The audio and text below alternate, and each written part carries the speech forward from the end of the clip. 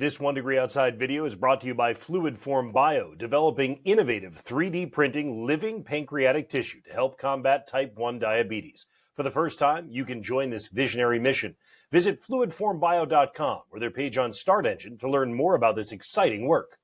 Well, is it just me or does Saturday's warmth feel like a distant memory? Hi, everyone. I'm meteorologist Danielle Noyes here for the 1 Degree Outside Weather Network. This is your Monday Insights, and here's what we're going to cover. A little bit of a gloomy pattern these next few days. Matt talked about a case of the Mondays in this morning's video, and it's true. We'll break down the localized flooding potential, expected rain totals, early weekend thoughts. I know it's only a Monday, but we like to look ahead at least, give you an idea of what's going to happen for both Saturday and Sunday. Pattern predictions drops later on today, and that's going to take a look at the pattern for next week. So the next 14 days included in that. Upper level low is cut off here across the Ohio Valley. Can you see that counterclockwise spin in the atmosphere? We are ahead of it, but look at the plume of moisture that extends down through the Atlantic. Where is it aimed? Yeah, right here across the Northeast. So what that means for us is over the next few days, we're going to get these periods of rain. There'll be some downpours, maybe an embedded thunderstorm. All as this big upper level low spins these little pieces of energy here in New England. Eventually, this blocking pattern is going to break down and the upper level low will swing overhead. That happens during the day on Wednesday. So there will still be some showers and downpours around.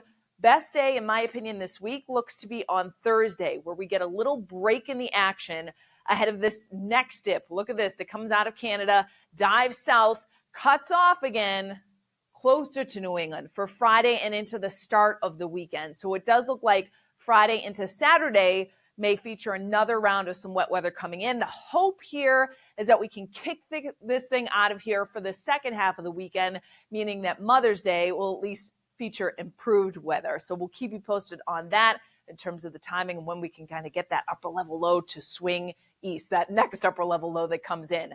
Precipitation totals over the last 24 hours, pretty quiet in the central United States. Look, you can almost see that circular area where the upper level low is positioned here with areas of rain through the Ohio Valley and portions of the Great Lakes, also from the coastline of the Carolinas and Virginia to here at home, where amounts have been very varied to a few hundredths and a tenths of an inch of rain across southeastern New England and far northern New England.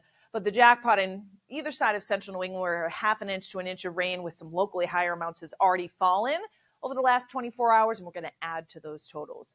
So the weather map features that low over the Ohio Valley with that moisture coming into New England. That will shift east slowly during the day tomorrow.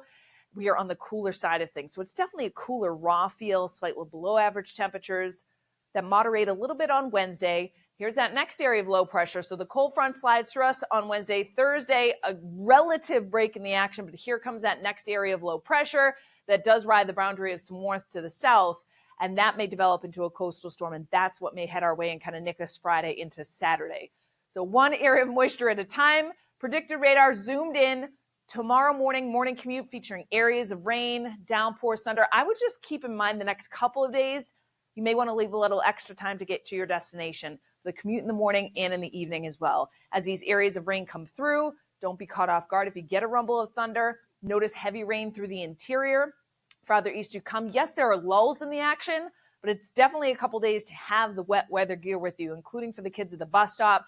Some locally heavy downpours for our Tuesday evening commute in eastern New England. Things let up at least temporarily in western New England. Then there'll be another round of downpours that come into play on Wednesday. Notice the farther north you go, you're a little more removed from some of this energy. So some of the highest totals will be across central and southern New England. Still some areas of rain sweeping through Wednesday afternoon and evening. Now, I don't want you to focus on the exact placement. We're looking at the next few days, right? So our app is going to be a great tool to have to look at the interactive radar sponsored by CrackX, to play things through on that past plus future mode where you can look over the next several hours and how things are going to evolve, just because things are likely to shift in terms of where the exact downpours are placed over the coming couple of days. In terms of rainfall totals, this is a widespread 1 to 2 inch rainfall event for much of central and southern New England. Now, I don't want you to focus on the exact numbers, but I do want you to look at the fact that in western Massachusetts and much of Connecticut, we are seeing signals that we may see 2 to 4 inches or maybe even a few locally higher amounts of rainfall. So my biggest concern about localized flooding will be across these zones. The lower Connecticut River Valley, down through Connecticut, and then stretching east towards Rhode Island, particularly along the south coast, over the next couple of days. Yes, those are the rainfall totals through Wednesday evening. That's a decent amount of rain that comes down over these next few days. So localized flooding potential and potentially some localized flash flooding will be a concern in those spots especially. Rivers likely to rise too. I know Matt talked about that in the morning video. We may get some action or minor flooding that occurs, some of the small rivers and streams. High temperatures for our Tuesday, not quite as cool and raw as today, 50s to right around 60. Tomorrow night in the 50s for most of us with some pockets of rain. Wednesday, showers, downpours, but it's not quite as cool. 60s for many of us. By the time we get to Thursday, there's my pick of the week. 50s north, 65 to 70 in southern New England. We actually get some breaks of sunshine that come back.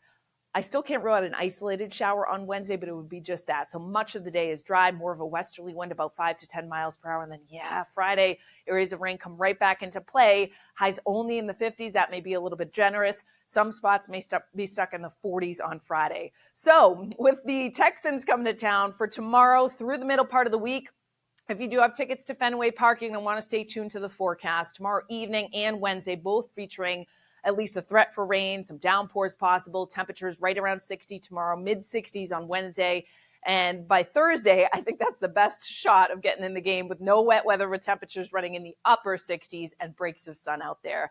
Shop our merchandise, swag.onedegreeoutside.com. I've mentioned it before. We got gift cards on there at the bottom now as well. And track all of the weather with our app. Videos right at the top. That interactive radar sponsored by CrackX, and the Send to Us tab if you have any pictures or reports to send our way. It's free on the App Store and Google Play. That's how things are looking for now. We'll see you with pattern predictions coming out in just a little bit.